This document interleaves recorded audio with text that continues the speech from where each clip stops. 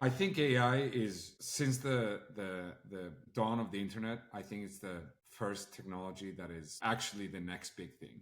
And I'm seeing it not just, theoretically. It's not just people saying it's the next big thing. It's the speed of adoption of AI that we're seeing, right?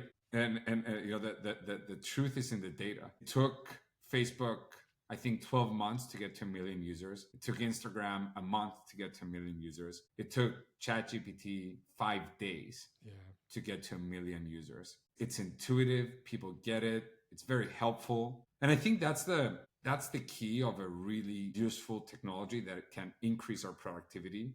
I'm always going to keep going back to that because that's a pain point, right? That's a pain point we really need to solve. I think the AI helps us get our jobs done.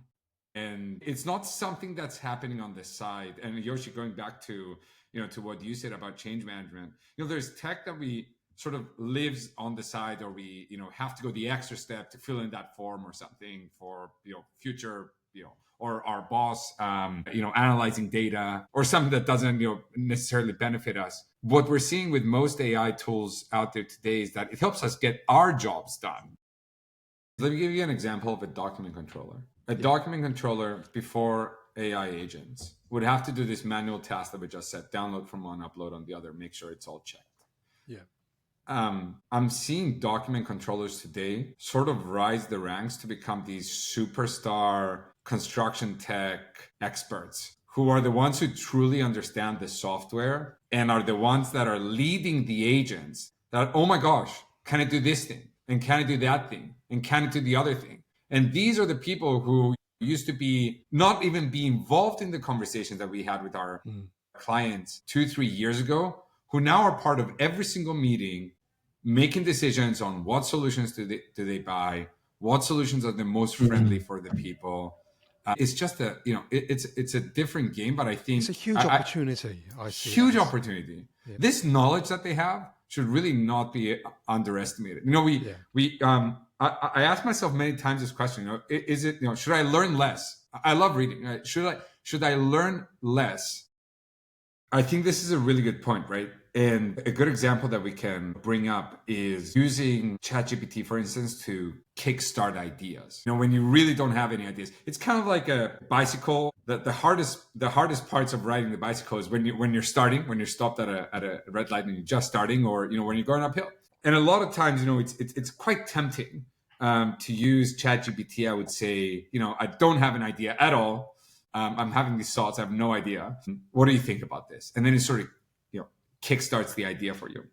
Yeah, it is quite tempting. Where I see it fall down sometimes is that, if ChatGPT is kickstarting the idea for me and 1,000 other people, then it sort of, it took away that human creativity part that, these 1,000 people would have a different way of looking at it. I think these are things that will naturally take their course. There's nothing we can do about that. We can't stop it or stop people from doing it. But I'd go back to what we said is, increase your knowledge, read the books. I have a rule of always finishing the book, James. It's just a rule of mine. It's just a rule of mine. Whether I like it or not, I made that decision. And hopefully it leads to a better decision with the next book. But that's my rule. But yeah, I would say I try to make an effort not to use ChatGPT to kickstart the idea from scratch.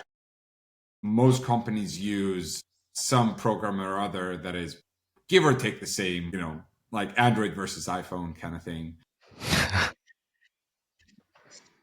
I think the key in, first of all, when we look at the bids, one of the key problems that we need to solve is the complete disconnection between the tendering teams and the project management teams. They'll put something in there, the project manager doesn't even know about it was never consulted. The project starts 3 months in. Hey, what happened to that software we promised? Oh, I guess we have to go in and sign the contract and get started. So it's quite important to have that knowledge. Make sure the tendering teams are up to date and also talking to each other. That's, as a matter of fact, that's something that we here at Sector do completely automatically. But I think what truly differentiates one company from the other is the results, the value that they communicate in their bids. So for instance, if you're saying, I use OpenSpace, and another consultant says, I use OpenSpace, what truly differentiates you is how you use OpenSpace. We need to hire less document controllers. We need to, we can produce 30% more inspections or whatever. So it has become very real. I think the key in communication is talking about the results, the value that you're bringing your client. Look, there's two pain points when you're buying a technology. Really, there's always only two. The first one is the cost to purchase the solution. That's the money that you paid that came out of your pocket, £1 million a year. You pay $1 million to Salesforce, for instance. It's painful. And then it doesn't matter. By the way, if you're doing 10 billion in turnover, that anytime money leaves your pocket, goes someone else, it hurts. The second pain point is the cost to operate that solution. And sometimes we know the cost, and sometimes we don't know the cost. And then we see it and we freak out. Oh my gosh, like I've been spending £3 million a year operating Salesforce, and then you freak out. So when technology, let's say software, goes to our clients and say, hey, you're by buying this solution, you're going to see 10x ROI, 100x ROI, 100 million x ROI, whatever. We say, let's first focus on recovering the cost that you paid for the tech. First and foremost, let's realistically look at the total cost of ownership of this technology. Let's look at what the licenses cost you. Let's look at what it costs you to operate and maintain this platform. Let's make sure that at the very least, you're making that money back. Then, you're free. Go make 10x, 100x, a trillion x. But let's solve that initial pain point. I do think SaaS is changing. I wouldn't call it dead quite yet, but I do think SaaS is changing. First of all, we're seeing a lot of tech-enabled services come to the space. It's not pure SaaS. I think there's SaaS saturation for sure. Something that we see is that our customers, it's not unrealistic or unheard of for a customer of ours to have 450 different SaaS product subscriptions on a per user basis, user using more than 12 to 13 apps per day to do their job. So, and by the way, think of the productivity loss of switching between all these apps. So there is certainly some saturation happening there. Do I think SaaS is dead? No, I don't think SaaS is dead.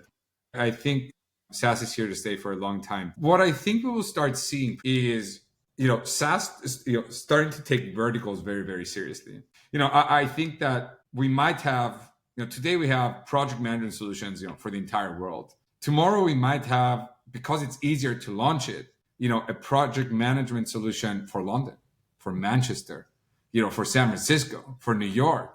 Yeah. So the question is, who is going to be the one who's going to launch these solutions? Now, if you operate in 10 different countries, you might have 10 different project management platforms, one for each country, because, that's the one that works there. It was specifically designed. The question is, who is the one who's going to launch these solutions? Will it be or Autodesk? That's, I think, what we don't know yet.